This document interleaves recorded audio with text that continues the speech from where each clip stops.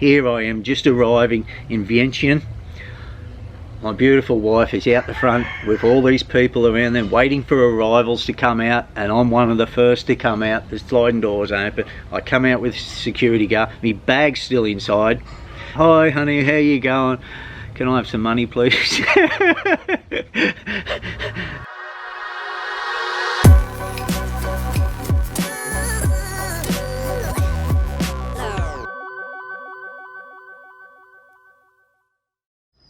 How's that? How you going guys? How you going? It's been a bit over a week since I've answered any questions, probably coming up to a fortnight by the time you see this, and I will try to make them quick. Got a few to go through today, and if it is drawn out, it may end up in a two-part vlog question, living in Laos video. May end up in two parts. A lot has been going on around the world, hey, a lot, and it's very easy to forget here in Laos, as you've seen from a video of the night markets just recently, how things look so much back to normal here, and it is, we have no live cases at the moment. Any of the 19, they are all released from hospital, and as it stands at the moment, Laos is free of the virus, where in the rest of the world it's starting to spike again. Which brings me to this first question. There's two subscribers who have asked it of me. Matt Dizak, thanks for the videos. 38-year-old Canadian, myself, lived in northeastern Thailand, Khon Kaen, for 8 years. Been back in Canada for a couple of years and planning to move back to Vientiane as soon as possible. Just curious, any news about the borders over there? So far, looks like visas are still suspended indefinitely till further notice. Am I hearing anything on the ground as to when we'll reopen? And similar type of question from Mama 5 Chicks. Can I do a video on foreigners travelling to Vientiane at the same time, covering subjects like required quarantine, how long, where are these visitors being placed, hotel facilities? I'm trying to bring my mother's ashes back to Vientiane. I don't know if she meant Vang Vieng or Vientiane, but bring back to Laos in July, so I'd need to add those extra 4 days quarantine. And what kind of environment will I be in? Thanks, really enjoy your videos. I'll watch your videos when I feel homesick. Well, first, thanks Mama Chicks, thanks for the kind words. I have not got good news for either of you, and especially the way it looks at the moment with it ramping up, spiking again in other countries. The borders still aren't open, not open to tourists. They aren't issuing visas. To keep a better watch on change in Laos and a more up-to-date, I do recommend joining a couple of groups here in Laos on Facebook. Laos in the time of COVID and Expat Laos. Link below, and there are a couple of people on both those pages who do a lot of good work as far as visas and keeping everybody up to date with the latest changes, even translating official documents and announcements from the government onto the page into English, so we can understand what's going on. The government has been very transparent on what is going on over here and keeping us notified very well. So just join those two groups. And as far as visas, yeah, they're not issuing anything, and even once, you know, they were waiting to see how June go and then possibly slowly opening up, and if it's spiking again in the rest of the world, I can't see them risking letting tourists back in from July. So I cannot answer your questions of when. Do a search on Laos in the time of COVID that Facebook page, and there is a list, Mama 5 Chicks, of the hotels that they have been using for quarantine for Lao nationals and that who have been returning. But like I said, they're not issuing visas at the moment, so don't know how you'd go there, don't know how you'd go, getting back in, and whether it's an urgent matter, for you to come back straight away. And it's a shame that the rest of the world is, well, not the rest of the world, but many parts, even Australia and the US, and it is spiking. And how's Canada going? Is it getting a second wave, Matt? Or but it's not looking good. It's not looking good for me returning home either. I've just recently heard the Australian government has banned any international travel for Australians until 2021. So anybody wanting to travel overseas, even if that country was letting people in, well, they're not going to let you out from Australia to go travel anyway until next year, which does make it hard for flights going to Australia, me getting back. Not that I'm keen to get back, it does not bother me either way now, really does not bother me. But I was very lucky that I got over here when I did. Very lucky. I could be sitting at home now with limited work, because work has cut back, away from Neenee, so very lucky I did return when I did. Right, Mark Robert, he's hit me with a bit of a controversial question. I think you're stitching me up, dude. Hi Todd, been loving your vids. Keep up the great work you're doing. Good, you're doing good. A quick question for you, matey. I've been living in Bangkok for the last 12 years with my Thai cheese and kisses, but we're looking to relocate to Vientiane in August. Got some work there. From your videos, the Lao people seem friendly and positively disposed towards foreigners. So in your opinion, do you reckon the Lao are friendlier and more welcoming to Western foreigners when compared to the attitude of Thais to Westerners? In my opinion, Mark, of course they are, mate.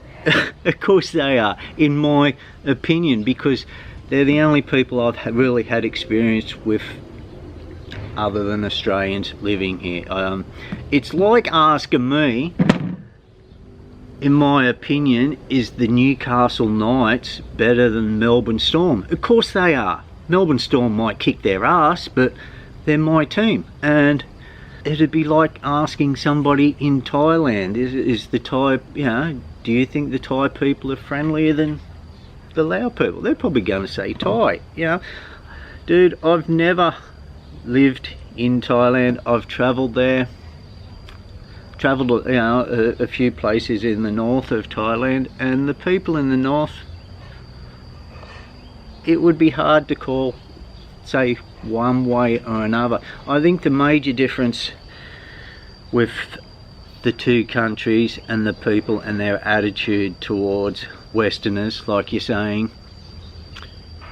is the amount of Westerners that each country has been used to over the years. And Laos has had very limited experience with Westerners.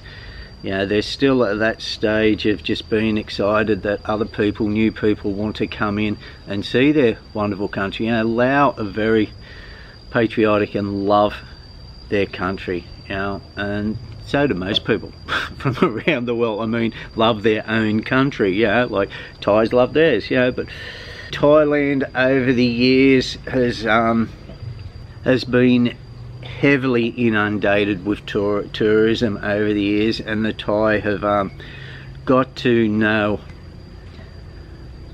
how much tourism means to them and the economy, and what they can get out of tourists, and But if you were to get away from the tourist destinations in Thailand, you know, and some of the tourist destinations are similar in Laos, you know, those people, you know, can actually see you as just potential dollar. But if you were to get away from the touristy areas and get to see the rural people, I don't think you'd notice much difference, man. I honestly don't, you know. Some of the isolated places that we have stayed off the beaten track when we were up in Thailand, the people were just as happy and friendly as anywhere in Laos. So stop trying to stitch me up and say get me to create a war. All right, nah, you know, and it just comes down to personal opinion, dude. Personal opinion. Yes, I bloody think the Lao are terrific, much better than the Thai. They're not really. That's just my personal opinion. They're the only people I've had experience with. I cannot compare, you know, I just can't compare. So I'm not going to answer that question, even though I did. And yeah. Anyway, dude, you coming over here for work in August, hoping to relocate then. August is coming around pretty quick and the borders still aren't open, man. Yeah, not looking good. And it's, you know, as I just said from my previous subject. Anyway, I wish you well, yeah, I really do. Maybe we'll get to have a chat and a beer sometime, dude. Right, Donna Mainwaring. Is that how you say it? Mainwaring? Hi Todd, great videos, yeah, thank you very much. We are planning to visit in November Vientiane and Vang Vieng. Usually take the bus to Vang Vieng, but would you recommend hiring a car, or is it not a common thing to do? It's not real common with travellers because of the cost. You know, a lot of people like travelling to the Southeast Asian countries because of the relatively low costs of it. But once you start wanting to hire a car, not sure what the high prices are like in Thai, but in Laos you're getting up there with the costs of first world country, western country. You know, you're probably looking at about $100 a day for a SUV.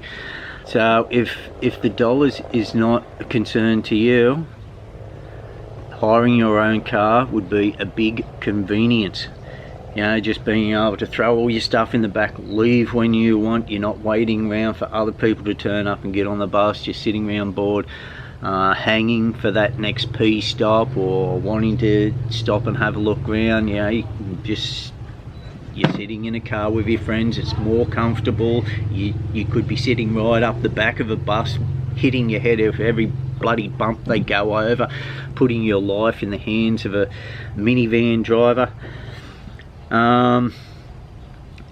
You can just travel at your own leisure. There are a couple of places in Vientiane that will rent, will hire cars, Avis. In this video I show you whereabouts it is with a little map in the city in Vientiane, and apparently a couple of doors down from that there's another place. I can't think of the name. I'll put it down below and see if I can get a link to both of them and put them in the description box below. But yeah, if there's a group of you or you want to travel as a family, hiring a car is the way to go. And even though once you're up in Vang Vieng, if you don't mind riding bikes or driving buggies, and you can hire buggies that are 4-seaters, you know, catching a minivan up there, you're still going to be able to see a lot of things in Vang Vieng if you know, were to hire bikes, you know, and buggies. What am I trying to say? There's plenty of options up there to be able to get around and explore, even if you did not have your own car. But don't think that you need a bike or a buggy when you're in Vang Vieng to get to some of these places that you've seen me at. You know, when I go out exploring up there on a bike and found that little hidden lagoon that I had all to myself, you can get to the head of that trail where I had to get off the bike anyway and walk the 5 minutes in a 4-wheel drive, a car. So you still even hiring a car, you're not going to miss out on anything. Does that make sense? So it's not that common a thing to do, but it is something that if you're traveling as a group. I didn't talk that long, did I? It cut out again, guys. I don't know how far I got into it, but if you are traveling as a small group, yeah, split the cost and pay for the, you know. But you know, at $100 a day for I wouldn't attempt to go up there in a small hatchback or anything. That's something that's cheaper, especially with some of the roads that are up there. But it'd be an SUV if you were in a small group. If it was just you and somebody else, it's gonna cost you, you know. Where it only costs about 50,000, 60,000 kip, which is 10 Aussie bucks, you know, about $6-7 US to catch the van up there. And then a bike up there is 50,000, you know, so you're looking at $5 a day for a motorbike. You know, you got to think of the times, you know, you may be just at your hotel in Vangvi and just lounging by the river or in the pool, and that car that's costing you $100 a day is just sitting in the car park. Comes down to your cash flow. Anyway, Donna, I hope you have a great time, and I do hope things opened up by November here. No, geez, this shocking year is flying by, isn't it? We're creeping up on July already, and everything's still shut down. Okay, I recently mentioned this guy, not by name, but I did mention a fellow helped me out with some Lao speaking. He emailed me a course on how to speak Lao. Well, it wasn't Lao, it was Isan. He comes from Thailand. His name is that foreign bloke, but I did not know it was him. You know, I have a few Thai followers, and I didn't know who I was corresponding with backwards and forwards. And it has come to my attention that it's that foreign bloke. He has his own channel, and having a look over the channel, it is very good. You do deserve more subscribers, mate. David, his name is, he's been building his own farmhouse on the outskirts of Udon Thani, and he's been doing a series on that, and it is very interesting. It's a nice little place you got going there, dude. So for those interested in Thailand, living in Thailand, or what it's like to build your own home, where he gets the parts from, you know, the materials and things like that, and it's step by step. Very interesting series, David. I enjoyed it, mate. So go give this bloke a look over. Go and have a look at his channel. Nice fella. And thanks again, dude, for the language speaking course that you gave me. It was just files that you click on, and it says a phrase in English. It actually comes up, you know, so you can pronounce it out, and then it says it in Isan. And some people will be thinking, why do you want to speak Isan? Well, Isan is a very, very close dialect of Lao. Even when I was playing them, listening to them, Neenee knew it all. She thought I was listening to Lao, but no, it's Isan. And in the northern part of Thailand, that is the Isan region, and the dialect they speak, which is very different from down in the south, you know, around Bangkok and that. So thanks again, David. Go check that foreign bloke out. Go check it out. Right, another one, quick one here from JTNS 28. What is the banking like? Mostly cash transactions in the markets, I assume. Yeah, you won't get any electronic banking in the markets. It's all cash, man. Credit cards used anywhere. Yes, yeah, they are in the city centre and bigger places, and places like the mini Big C. You would be able to. I'm just trying to think of the little thing they use in Mini Big C, so I'm kind of guessing there, so I'm not going to commit myself to that, but I have used cards in the Home Ideal Centre where the Walkman shop is in Vientiane. You know, they do take credit card and pay by FPOS there,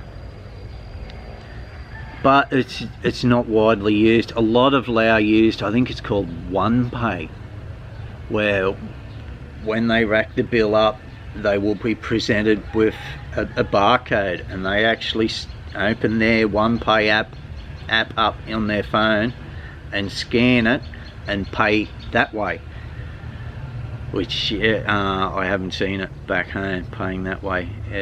But that's the way they do it here. Yeah, not the FPOS tap and go way that we're used to in Oz.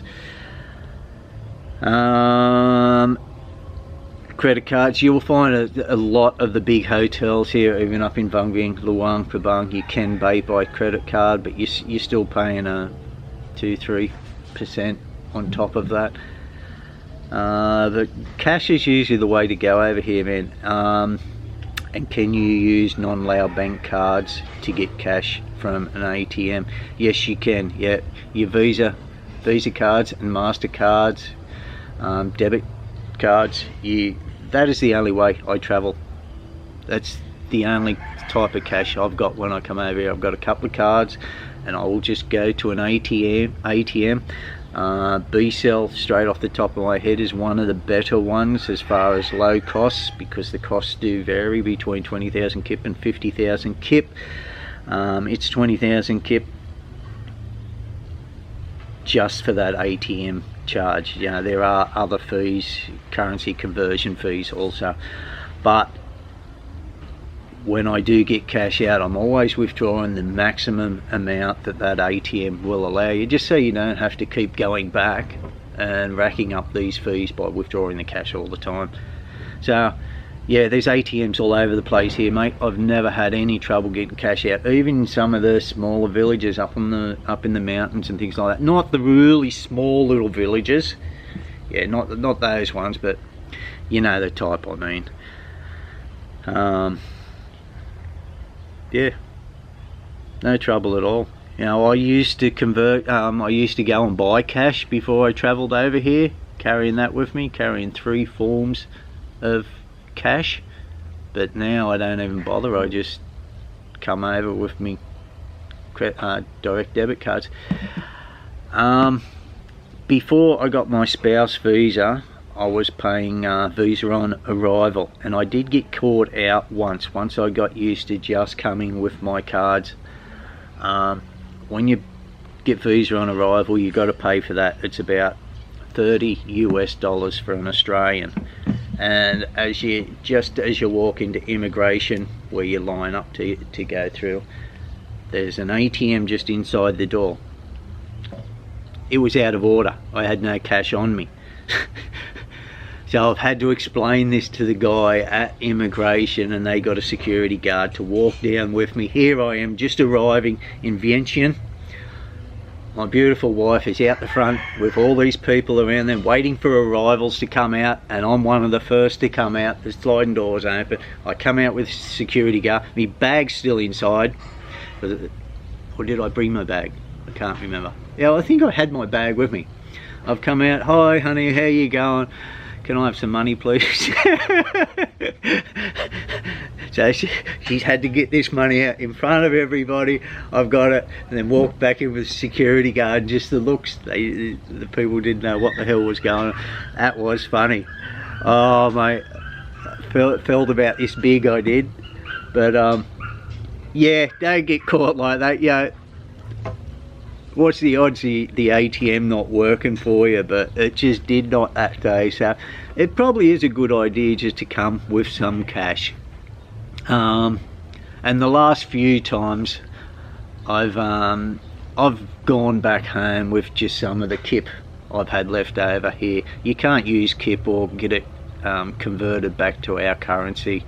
It's worthless outside of the country, so I just take it back home, leave it in my bag, and I use it when I come back in case for that. But in case I need to pay for the visa on arrival, well, when I was paying for it. Now with my spouse visa card, I just line up with all the other Lao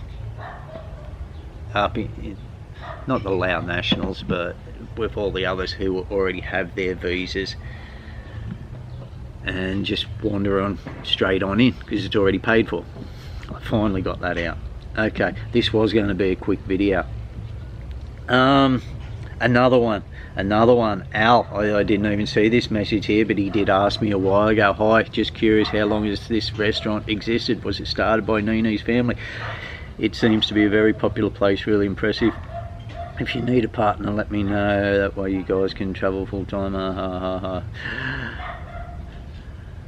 Okay, Al. Okay, thanks for your question, dude. Neenee started building this house in, I travelled here late 2015. I was just turning 50, and this house was under construction then.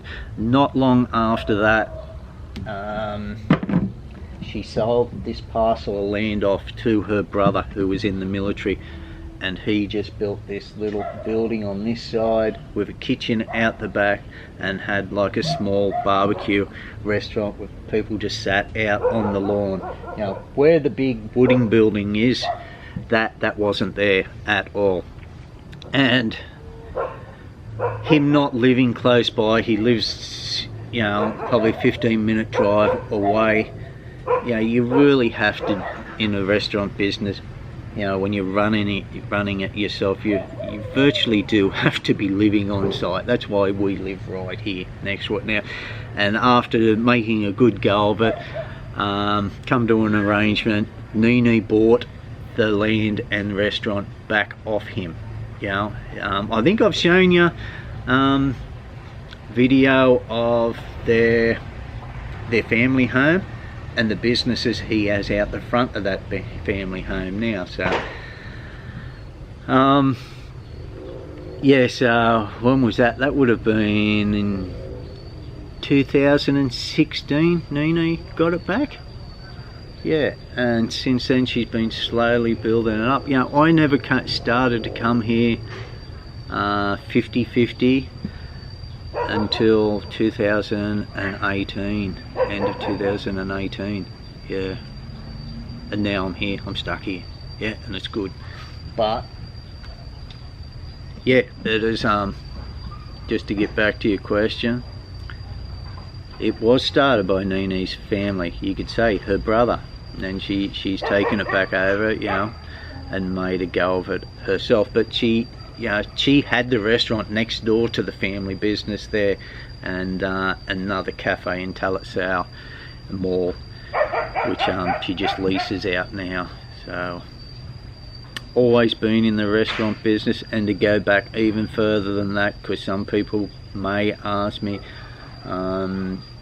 she was in the banking industry many years ago, and that's where she got her business minded mind.